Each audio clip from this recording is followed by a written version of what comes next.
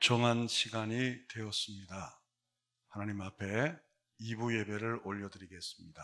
기도하겠습니다.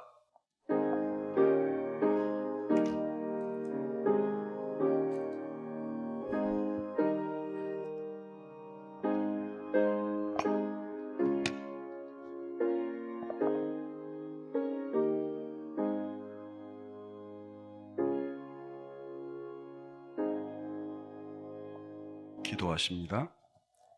하나님은 우리의 피난처시요 힘이시니 환난 중에 만날 큰 도움이시라. 그러므로 땅이 변하든지 산이 흔들려 바다 가운데 빠지든지 바닷물이 솟아나서 넘침으로 산이 흔들릴지라도 우리는 두려워하지 아니하리로다. 천지 만물을 창조하시고 주관하시는 하나님 아버지, 코로나로 두려움에 빠져 있는 저희의 영혼을 긍휼히 여겨주셔서 우리 마음 가운데 성령님이 함께 하시어 담대함을 주시고 특별히 지치고 힘든 성도들에게 새 힘을 주시어 독수리 날개치며 올라가게 하시고 다른 박질하여도 곤비하지 않게 하여 주시옵소서.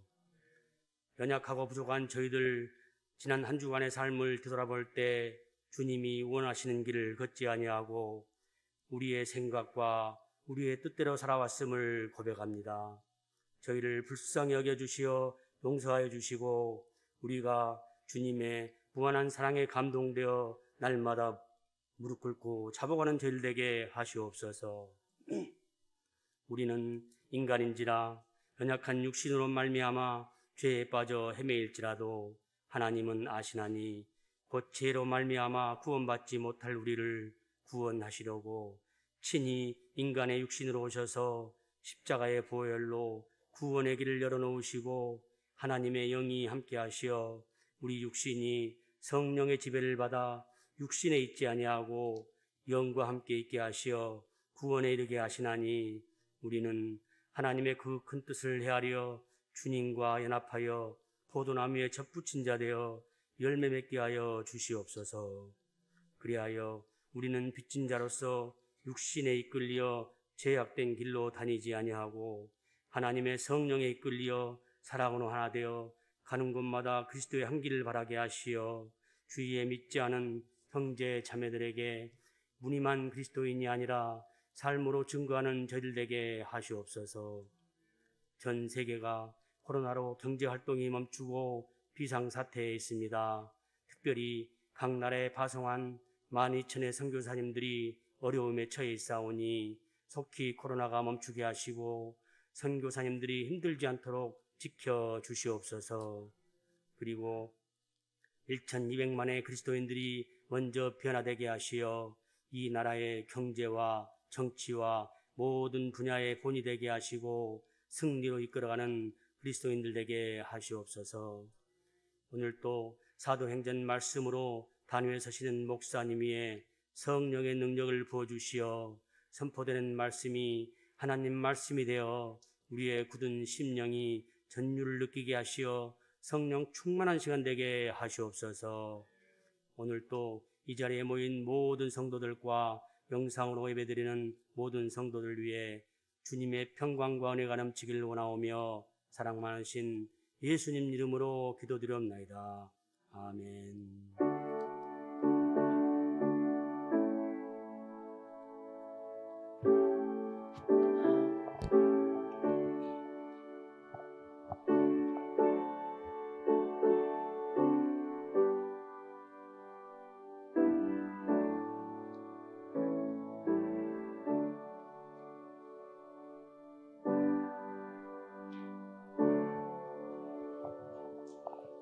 성경 봉독입니다.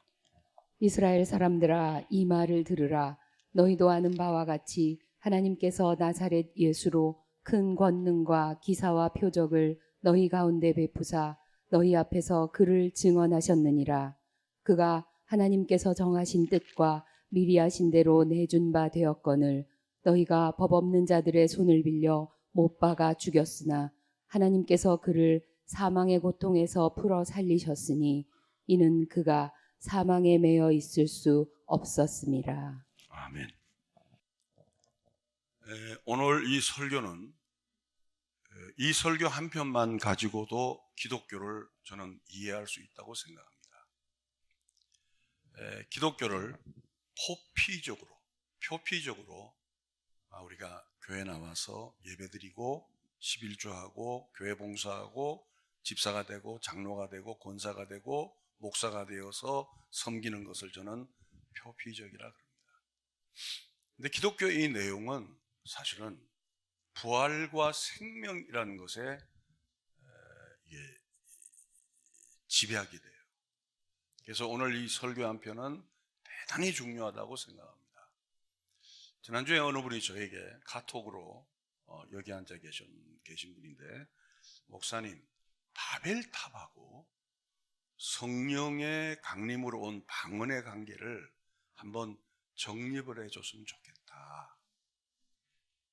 바벨탑은 우리 인간이 교만해서 하나님과 같이 되려다가 언어를 흩어버렸죠. 근데 오순절 성령 강림 이후에 방언은 한 사람이 대한민국 방언으로 말을 하는데, 대한민국 말로 말을 하는데 각 나라 말로 알아들어요. 이게 바벨탑은 인간이 교만할 때 언어를 흩어버려요.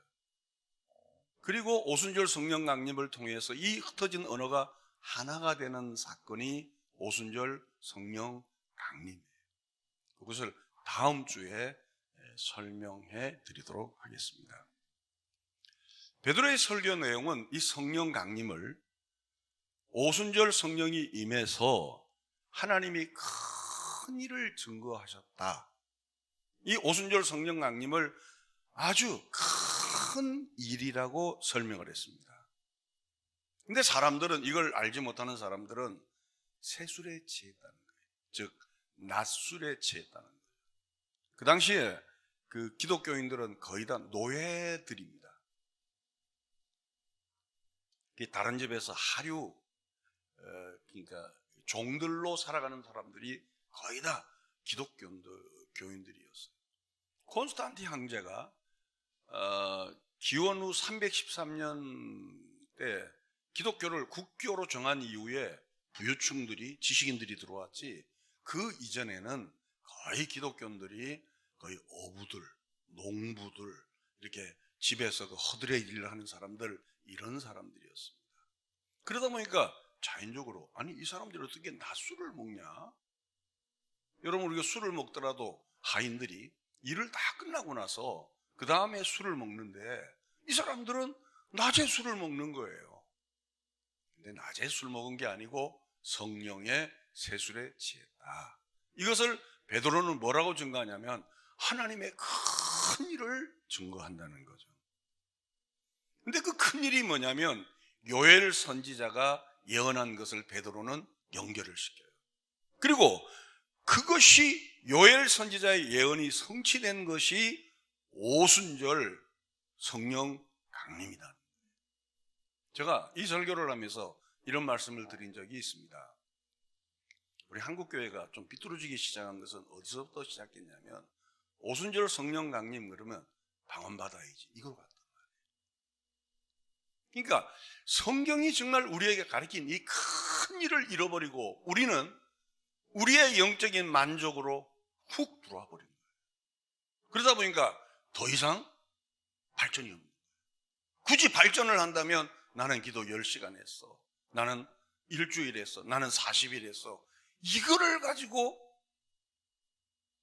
자꾸 비교를 하는 거예요. 네, 베드로는 여기서 그 뒤에 장절에 뭐라고 말씀하냐면, 하나님의 큰 일은 요엘이 예언하던 것이 이제 드러났다는 거죠. 그 예언과 꿈과 환상이 하나님의 큰 일인데, 이 예언과 꿈과 환상은 종말에 메시아가 올 것이다. 그리고 두 번째는 성령이 임하게 되므로 예수의 이름을 부르는 자들이 나타나게 될 것이다. 자, 보십시오.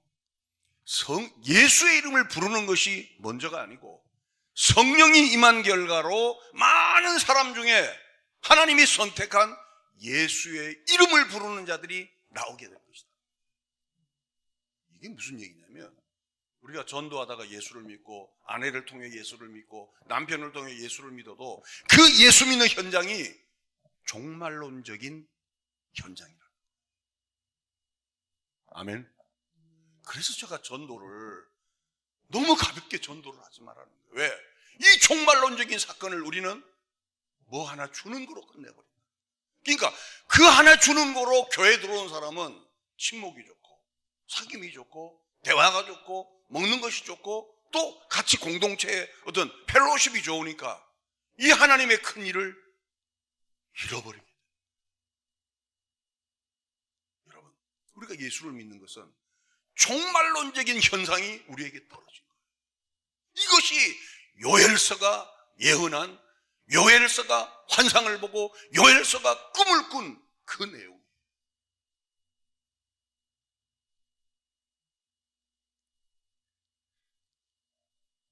오늘 이 내용을 연결을 통해서 이제 베드로는 또 말합니다.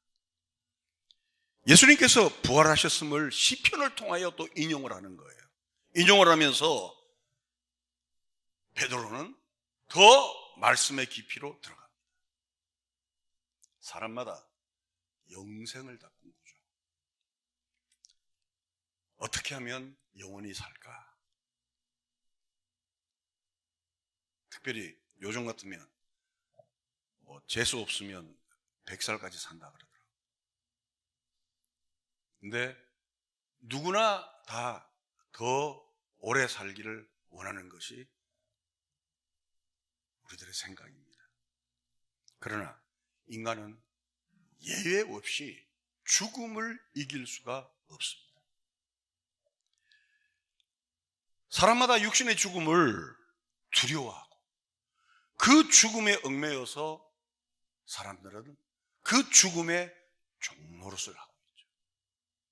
오늘 이 부분을 좀 더 지지난주의 설교와 연이어서 죽음이 왜 왔으며 왜 우리가 죽음을 두려워하는가를 통해서 부활과 영생으로 연결을 시켜보도록 하겠습니다. 첫째, 죽음이 왜 왔으며 왜 우리가 죽음을 두려워하는가? 여러분, 죽음이라는 게 무엇의 결과죠? 그렇죠. 죄의 결과죠. 죄의 결과. 그냥 사람이 태어나서 때가 되면 80이 되고 90이 되고 100세가 되면 자연스럽게 죽는 것으로 보는 것은 불신앙인 사람들이죠. 근데 기독교인은 죽음은 죄의 결과로 우리가 받아들입니다. 자, 이 처음에 이 설교 내용이 전 대단히 중요하다고 생각해요. 처음 사람 아담이 범죄했을 때 하나님께서 뭐라고 말씀하셨죠? 너는 흙이니 뭐로 돌아가라 그랬죠? 흙으로 돌아가라 그랬어요. 하나님께서는 아담을 흙으로 빚으시고 그 코에 생기를 넣음으로 말미암아 생명, 즉 살아있는 사람이 되었습니다. 그러나 아담이 범죄함으로 하나님의 영이 사람과 함께 할 수 없으니, 자 보세요, 하나님은 범죄와 같이 할 수가 없어요. 그러니까 아담이 범죄함으로 하나님과 함께 할 수 없으므로 하나님의 영이 떠나니까 다시 아담은 뭐가 되었죠? 육체가 된 거죠. 그래서 육체가 되니까 흙에서 나서 흙으로 돌아가라는 거예요. 하나님의 영이 사람과 함께 할 수 없으니 이제는 흙으로 돌아가니까 곧 그들이 육체가 되었다. 자, 여기까지 정리하시죠? 이건 굉장히 중요한 논리예요. 여러분, 흙 속에는 8가지의 원소가 있대요. 우리가 비싸게 여기는 다이아몬드 있잖아요. 그거는 흙 속에 있는 8가지의 원소 중에 하나인 탄소가 농축되어서 이게 다이아몬드가 된대요. 그러니까 우리가 흙은 아무것도 아닌 무가치적으로 생각하는데 그 흙 안에는 8가지의 원소가 섞여 같이 있다고 말합니다. 근데 아무리 그렇게 8가지의 원소가 있어도 하나님이 떠나면 그들은 곧바로 뭐가 된다고요? 육체가 됩니다. 좀 더 비약을 해서, 아니 비약이 아니고 성경적이죠. 우리가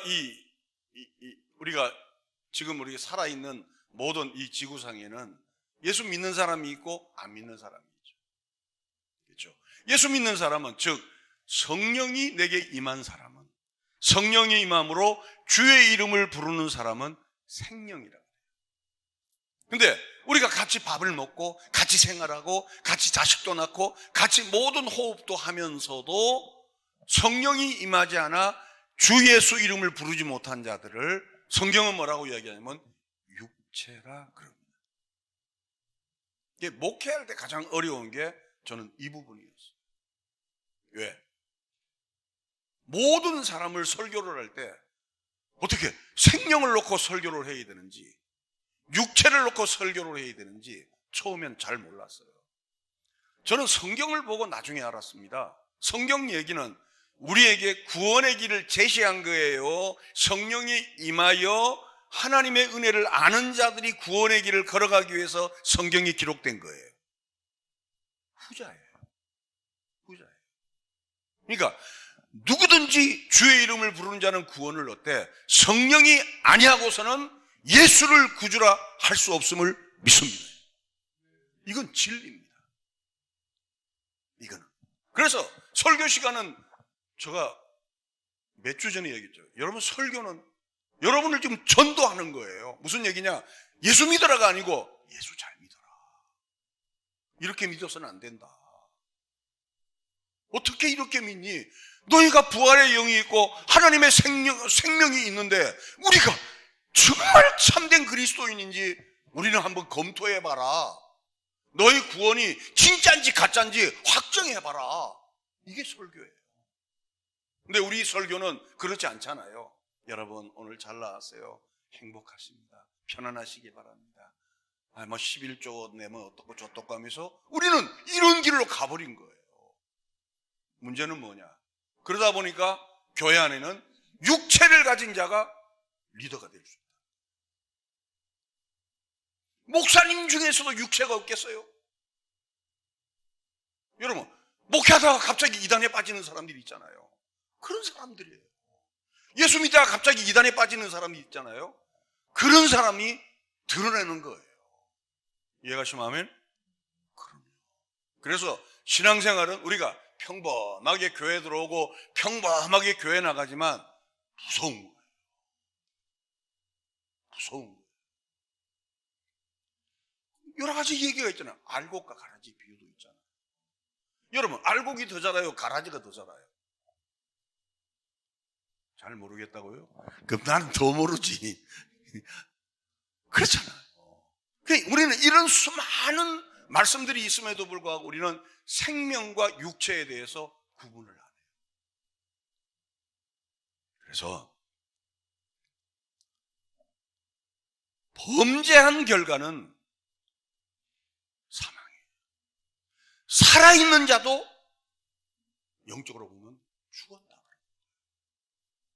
여러분, 아담과 하와가 범죄했을 때 너는 죽었다 그러죠. 근데 살아 움직이잖아요. 그게 무슨 얘기냐면 너는 이제 육체가 되었다는 것이에요. 두 번째, 이런 인생이 부활의 주님을 만나게 되면 어떻게 되느냐는 거예요. 다시 말씀드립니다. 자, 주 예수를 믿으면 그때 내게 생명이 오는 것이 아니고 성령이 임할 때 그는 주 예수 이름을 부르게 돼요. 이 기본 논리를 흐트러뜨려서는 안 돼요. 아멘? 다시 말씀드립니다. 내가 주 예수 이름을 부를 때 성령이 내게 오는 게 아니고 성령이 내게 오셨기 때문에 그 결과로 주 예수의 이름을 부르게 되는 거예요. 사도행전 전체의 내용이에요, 이게. 첫째, 이 부활의 주님을 만나게 되면, 자 보세요. 죽음에 두려워 떠는 자가 죽음을 뛰어넘으면 생기는 게 뭐예요? 담대해지죠. 조금 전에 저 천국 찬송 부르면 요즘 나이가 어떤 왜 이렇게 눈물이 나는 몰라. 갈 때가 됐나? 그렇게 눈물이 나요. 천국 찬송만 부르면 눈물이 나는 거야. 제가 믿음이 좋아서 그런 거 아니에요. 여러분 저 믿음이나 여러분 믿음이나 종이 한 장 차이예요. 근데 그 나라가, 그 하나님의 영광의 그 나라가 이미 우리 속에 임하고 그 성령의 인도함이 지금껏 이르렀고 그 나라에 완전히 입성할 때, 그때 그 기쁨을 생각하면 이 육체에 사로잡히고 죽음에 사로잡혀 종로로 하던 이 세상은 하찮게 보인다면 저 자랑이고, 곧 사라질 거, 곧 없어질 거라고 생각하면 우리는 주 안에 있는 것이 얼마나 담대하고 얼마나 두려움이 없고, 특별히 죽음에서 벗어났다는 데에 대한 자유함이 저와 여러분에 있게 되기를 주님의 이름으로 축원합니다. 제자들이 전도하면서 잡혀서 매 맞고, 심지어 매 맞고 나오는 애도 제자들이 기뻐했어요. 무엇이 그걸 기쁘게 했을까? 여러분, 제자들이 얼마나 의리가 없는 사람들입니까? 응? 예수님이 십자가에 달릴 때 전부 다 도망 다녔잖아요. 근데 그들에게 성령이 임하니까, 그들에게 생명이 임하니까, 그들에게 하나님의 생명이 임하니까 이들이 신앙의 모든 것이 달라집니다. 여러분, 성령 받고 나서 제자들의 12명 제자, 가룟 유다를 교체한 마띠아까지 다 순교했어요. 다 순교했어요. 그들이 믿음이 좋아 순교한 것이 아니고, 다시요, 성령이 임하면, 진짜로 성령이 임하면 주 예수의 이름을 부르게 돼 있어요. 아멘.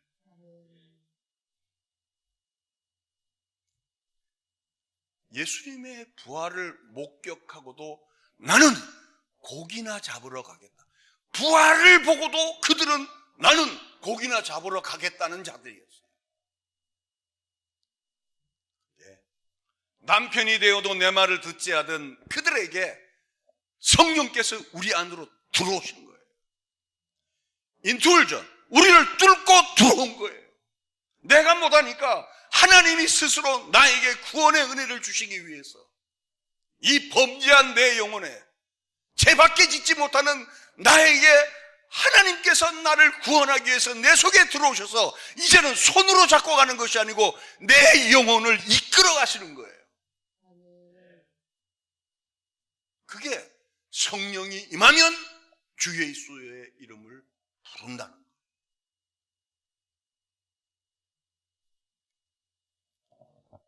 부활의 실제적인 사건이 제자들에게 임해도 제자들은 다 터졌어요. 나는 요한복음에 나는 고기나 잡으러 가겠다는 그 말이 늘 그 신학 초기에 잊혀지지를 않았어요. 제가 신학 초기 때 기도 많이 했거든요. 행여나 잘못될까봐 저는 기숙사에 들어갔어요. 기숙사에.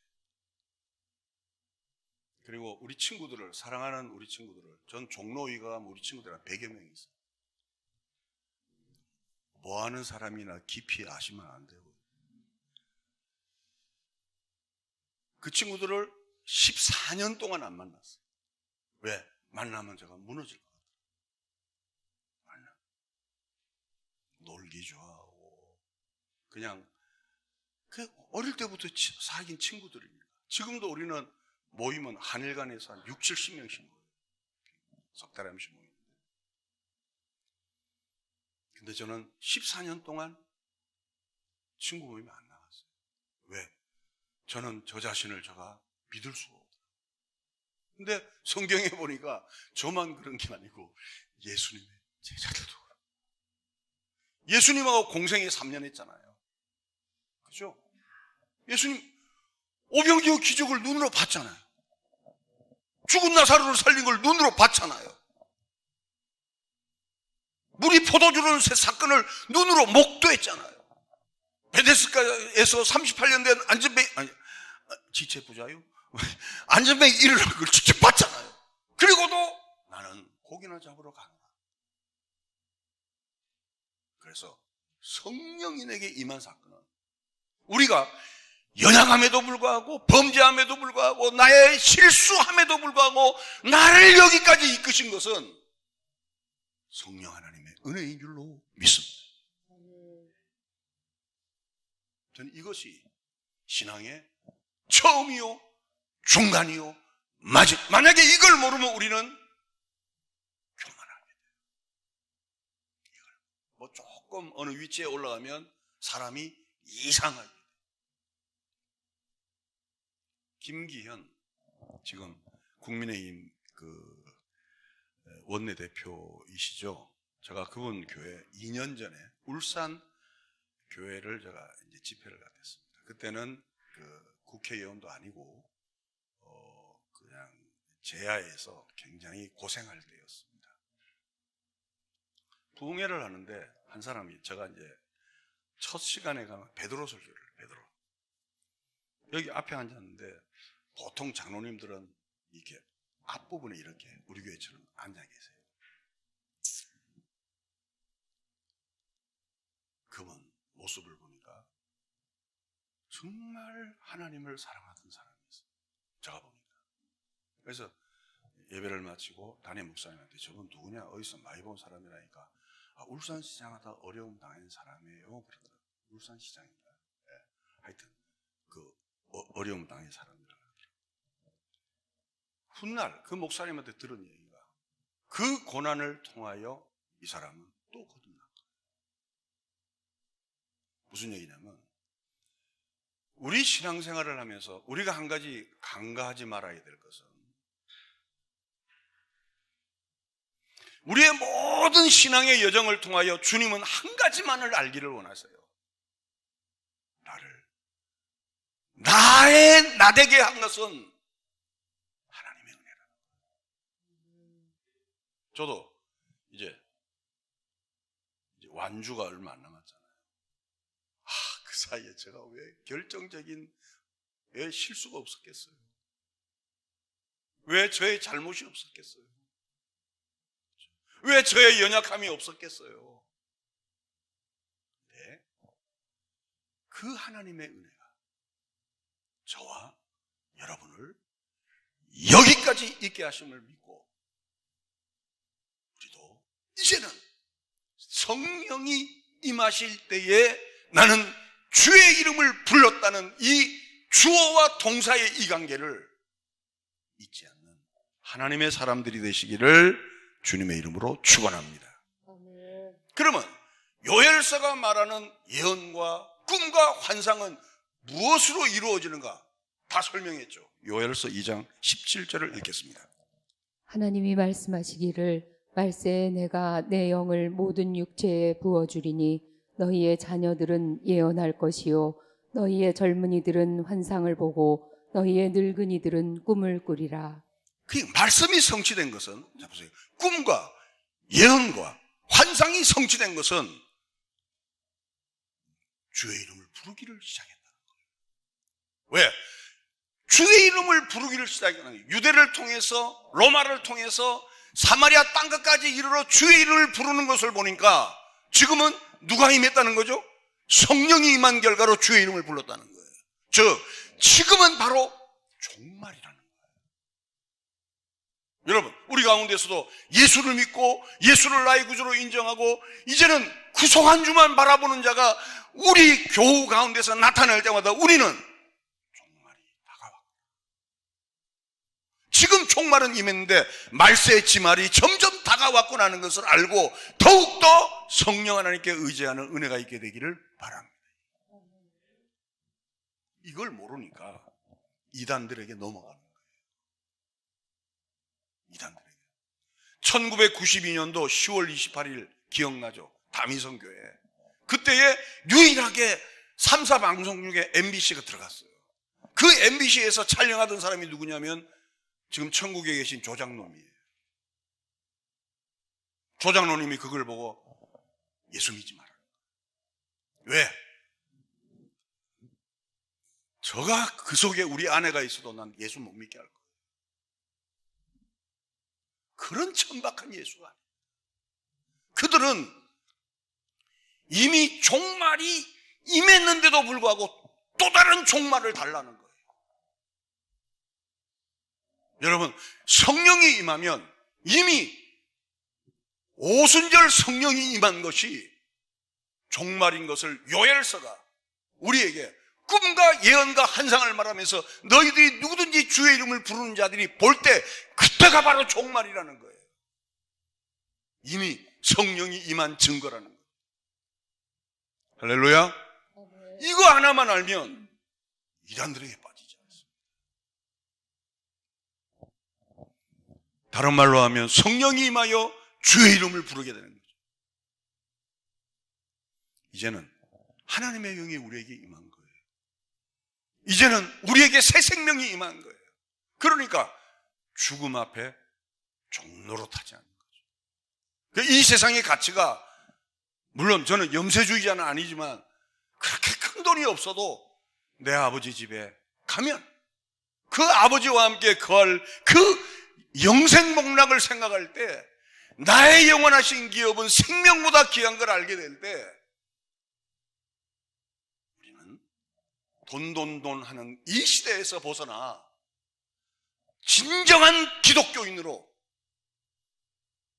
하나님의 은혜 가운데 베풀고 나누고 선교하고 주의 일을 하면서 내게 주신 이 축복을 내 가족에게만 흘러가게 하는 자들이 아니라 하나님의 은혜 아래 나눌 수 있는 천국 백성의 삶을 가서 천국 백성이 아니라 이미 이 땅에서 끌어당겨서 천국의 삶을 사는 지혜로운 저와 여러분이 되시기를 주님의 이름으로 축원합니다.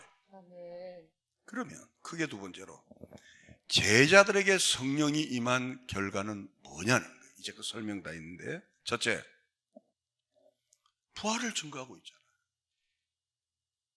우리는 이제 죽음에 매여 있을 수가 없는 자가 되었다. 왜? 뭐가 임했습니까? 성령이 임했습니다. 성경을 보겠습니다. 사도행전 2장 22절입니다. 이스라엘 사람들아 이 말을 들으라. 너희도 아는 바와 같이 하나님께서 나사렛 예수로 큰 권능과 기사와 표적을 너희 가운데서 베푸사 너희 앞에서 그를 증언하셨느니라. 그가 하나님께서 정하신 뜻과 미리 아신 대로 내준 바 되었거늘 너희가 법 없는 자들의 손을 빌려 못 박아 죽였으나 하나님께서 그를 사망의 고통에서 풀어 살리셨으니 이는 그가 사망에 매여 있을 수 없었음이라. 여기 23절, 24절을 그냥 놔두시고, 그러니까 기독교에서 우리가 하나님의 큰일이 뭐냐면 하나님께서 그를 사망의 고통에서 끌어 살리셨으니 그가 사망에 매여 있을 수 없는 첫 번째 대표가 되었고 그 뒤를 따르는 많은 사람들이 그 길을 걸어가게 되었다는 거예요. 그게 대표 원리예요. 여러분, 우리가 11조 하는 이유가 대표 원리예요. 11조를 하는 이유가 모든 걸 드리는 마음으로 하듯이 주일 성수하는 이유가 대표 원리예요. 월, 하, 수, 목, 금, 토가 주의 일이듯이 그 삶을 가지고 교회에 나오는 것이 주일 성수예요. 근데 우리는 그렇게 안 했잖아요. 월요일은 내 마음대로 살고 화요일은 뭐 어떻고 막 살다가 주일날 교회 올 때만 주일처럼 살라 그러죠. 너희가 그를 죽였다. 너희가 법 없는 자들의 손을 빌려 못 박아 죽였으나 그는 죽음에 갇혀 있을 수가 없다는 거예요. 왜? 그는 하나님이십니까?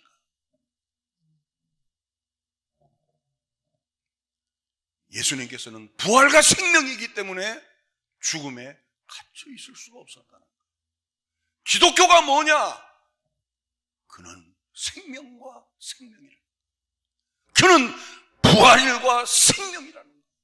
그는 죽음에 묶여 있을 수가 없다는 거예요. 부활과 생명이 사망에게 매여 있을 수 없잖아요. 여러분, 기독교를 제발 교회 다니는 거로만 만족하지 마십시오. 국한시키지 마십시오. 기독교는 교회를 다니는 것이 아니고 그 예수가 생명이요 그 예수가 부활이기 때문에 우리를 죽음이 나를 묶여있게 할 수 없다는 진리 안에 자유한 자들이 봉사, 진리 안에 자유한 자들이 충성하고, 진리 안에 자유한 자들이 헌신하고, 진리 안에 자유한 자들이 전도하라. 할렐루야. 우리는 이걸 해야 복 받는다. 그건 아니죠. 사도행전 2장 25절에서 28절을 다시 한번 보겠습니다.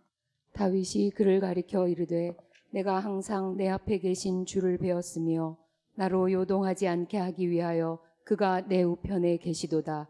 그러므로 내 마음이 기뻐하였고 내 혀도 즐거워하였으며 육체도 희망에 거하리니 이는 내 영혼을 음부에 버리지 아니하시며 주의 거룩한 자로 썩음을 당하지 않게 하실 것이미로다. 주께서 생명의 길을 내게 보이셨으니 주 앞에서 내게 기쁨이 충만하게 하시리로다 하였으므로. 이 내용은 시편을 인용한 내용입니다. 시편은 대충 주님이 오시기 전 1000년 전에 기록된 내용이에요.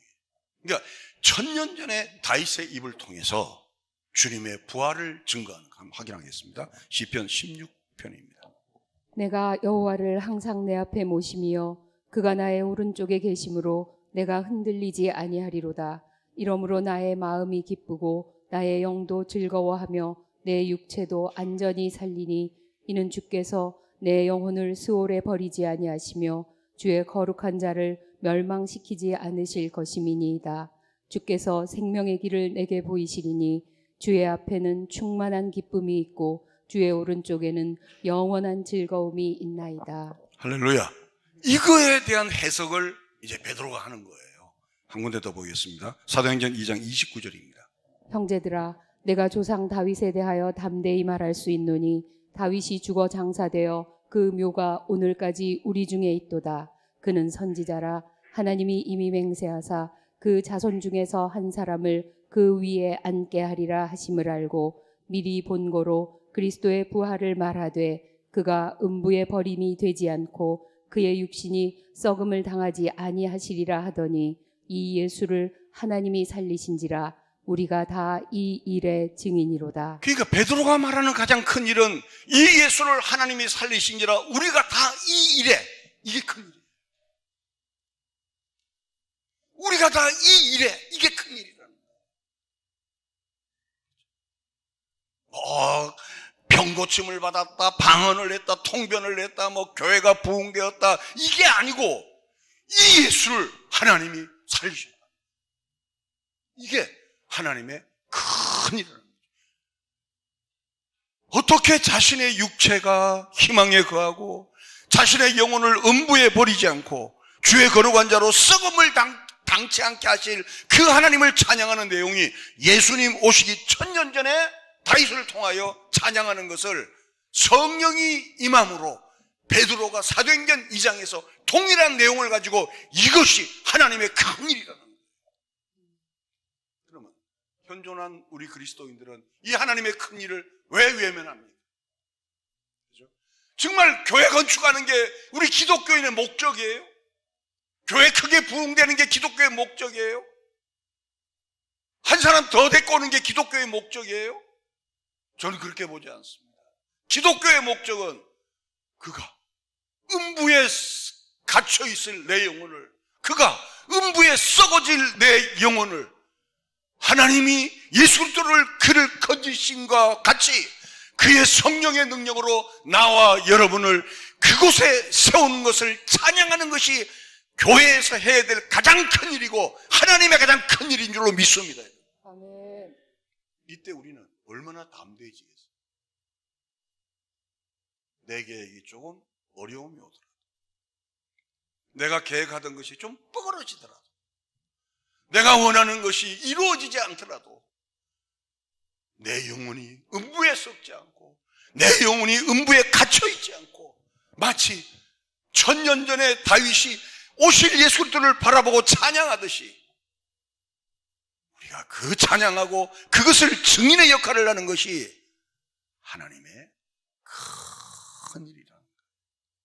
이 고백이 있는 저와 여러분들이 되시기를 주님의 이름으로 축원합니다. 이 말씀을 따라 예수님을 살렸고 그걸 본 베드로가 이 일의 증인이라는 거예요. 우리는 이 말씀을 본 우리는 증인이기 때문에 우리가 그것을 믿는 동시에 우리도 나가서 주님은 생명이십니다. 주님은 우리의 부활이 되십니다. 우리 예수를 믿으면 죽음의 가치일 수가 없습니다. 예수는 나의 주고 예수는 나의 하나님뿐만 아니고 그분은 나의 생명이 되십니다. 전도의 내용이 다르죠. 우리 교회는 목사님 좋아. 우리 목사님은 된장국 잘 드셔. 서민적이야. 메시지가 다르잖아요. 여러분, 많은 사람 가운데 내가 어떻게 전도를 해야 되는가? 간단해요. 예수님은 나의 생명입니다. 예수님은 나의 부활입니다 할 때 이미 성령이 임하기로 작정된 자는 돌아오게 되는 줄로 믿습니다. 그래서 우리는 때를 얻든지 못 얻든지 복음을 전해요. 왜? 누가 택한지 아닌지 누가 택하지 않은지 모르니까 만나는 사람마다 예수 그리스도를 증거하는 거예요. 할렐루야. 얼마 전에 파주 고깃집에서 여자 목사님이 난리친 거 뉴스로 보셨어요? 못 봤습니까? 괜히 나만 봤네. 정말 부끄러워요. 정말 부끄러워요. 여러분, 우리는 이 땅이 불로 다 없어진 다음에 우리는 천국을 더 좋아한다며 우리는 이미 이 땅에서부터 부활의 영생의 생명을 가졌다며 근데 조그마한 일에 양보를 조그마한 일에 남을 이겨먹으려고 그러고 작은 일에 독식하려고 그러고 왜 그런지 아세요? 자유함이 없기 때문에 자유한 자는 모든 걸 다 가질 수도 있지만 자유한 자는 모든 걸 다 내려놓을 수도 있습니다. 그렇다고 여러분이 거지되라는 얘기가 아니에요.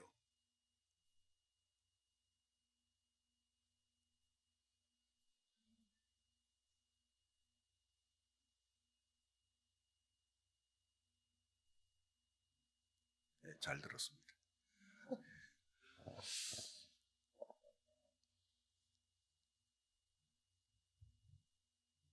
성도 여러분, 기독교는 우리가 생각하는 것 이상의 충만입니다. 이 일에 충만하니까 예수님의 제자들이 미쳐버린 거예요. 여러분, 예수님의 제자들이 돈으로 미쳤겠어요? 무슨 아파트가 당첨돼서 미쳤겠어요? 나는 음부에 묶이지 않는다. 내 영혼은 썩지 않는다. 나는 지금부터 영생을 소유한 자다. 요한복음 17장 3절에 여러분 잘 알다시피 영생이 뭐냐? 우리는 보통 영생은 오래 사는 거를 여러분 지옥에서도 오래 살아요. 영생은 하나님과 그의 아들 예수 그리스도를 아는 거예요. 그러니까 이미 이 땅에서부터 예수를 믿는다는 것은 하나님을 안다. 하나님을 안다는 것은 마리아가 나는 사내를 알지 못한다는 그 안다는 거예요. 이미 성령의 감동을 받은 자는 이미 성령이 부어진 자는 주 예수의 이름을 부르게 돼 있어요.